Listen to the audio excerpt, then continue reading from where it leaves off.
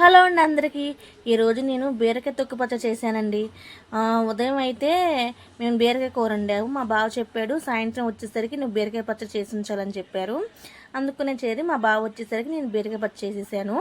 ఇంకా మా బావ వస్తే ఇంకా సర్ప్రైజ్ ఇద్దామని చెప్పి నేను రోట్లో నూరానమాట. రోట్లో రోటి పచ్చడి మా సూపర్గా ఉంటుంది కదా. అసలు ఇట్లా కావాల్సిన చూద్దాము. ఫస్ట్ బీరకాయ తొక్కండి శుభ్రంగా క్లీన్ చేసుకోవాలి. ఈ చిన్న చిన్న ముక్కలుగా కోసుకోవాలి. చిన్న చిన్న ముక్కలు కోసుకొని పక్కన పెట్టుకొని తర్వాత పచ్చిమిర్చి అనేది కట్ చేసుకోవాలి. పొయ్యి మీద బాండీ పెట్టి ఆయిల్ పోసి పచ్చిమిర్చి అనేది వేగనిద్దాము.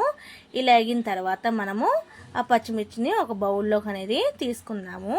తర్వాత అదే బాండీలోకి మనము బీరకాయ తొక్కని వేసుకోవాలి. కొద్ది కల్లుప్పు వేసుకొని అది కూడాను పచ్చివాసన పోయేంత వరకు వేగనిచ్చుకుందాము.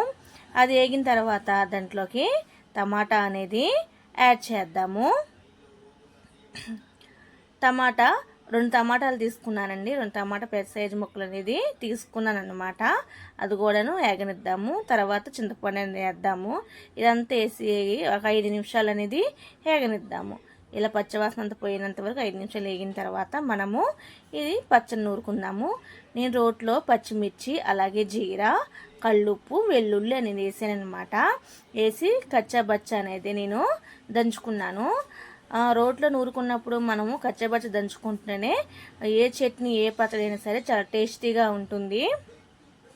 ఇదంతా నూరుకున్న తర్వాత నేనైతే బీరకాయ తొక్కు అనేది నేను వేపుకున్నాను కదా అదంతా దాంట్లోకి యాడ్ చేస్తున్నాను. దాంట్లో కొద్దిగా కల్లుప్పు అనేది వేసినాను. కల్లుప్పు వేసుకొని దాన్ని దంచేసుకుంటున్నాను అనమాట. మనము పచ్చళ్ళలోకి నువ్వు దంచుకున్నప్పుడు కల్లుప్పు వేస్తేనే పచ్చడి అంత టేస్టీగా ఉంటుంది. లాస్ట్లో నేను ఆ పచ్చళ్ళలో ఉల్లిపాయ అనేది యాడ్ చేశాను.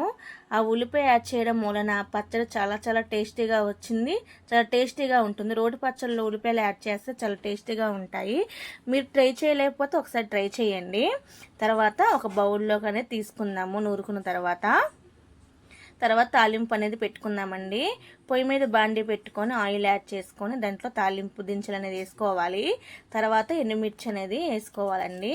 ఆ పచ్చడి ఏదైతే నూరుకున్నామో ఆ బాండీలో వేసేసుకొని ఒకే 1 నిమిషము మనము ఆ ఆయిల్లో కొద్దిగా మగ్గనిద్దాము.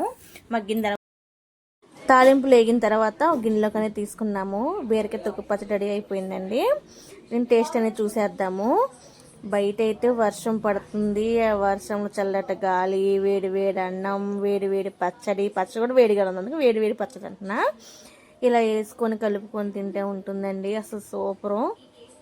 టేస్ట్ అయితే బాగా కుదిరిందండి. ఉల్లిపాయ వేసాను కదా, అసలే రోట్లో నూరాను ఎంత బాగుంటుందో. మిక్సీలో కూడా రోట్లో అయితే ఇంకా బాగుంటుంది. నేను అప్పుడప్పుడైతే ఇలా చేస్తాను. నాకైతే రోట్లో నూరటము కొత్త ఏం కాదు, పాత. ఎందుకంటే ఇంటి దగ్గర ఉన్నప్పుడు మేమైతే మా అమ్మోళ్ళ ఇంటి దగ్గర ఉన్నప్పుడు మేమైతే అన్ని రోట్లోనే అంటాం. మా అమ్మోళ్ళకి అయితే మిక్సీ అయితే లేదు అప్పుడు. ఇప్పుడైతే ఉందనుకోండి. అప్పుడే మేము అన్నీ రోట్లో రుబ్బుకునే వాళ్ళము. అందుకు నాకు అది అలవాటు అన్నమాట.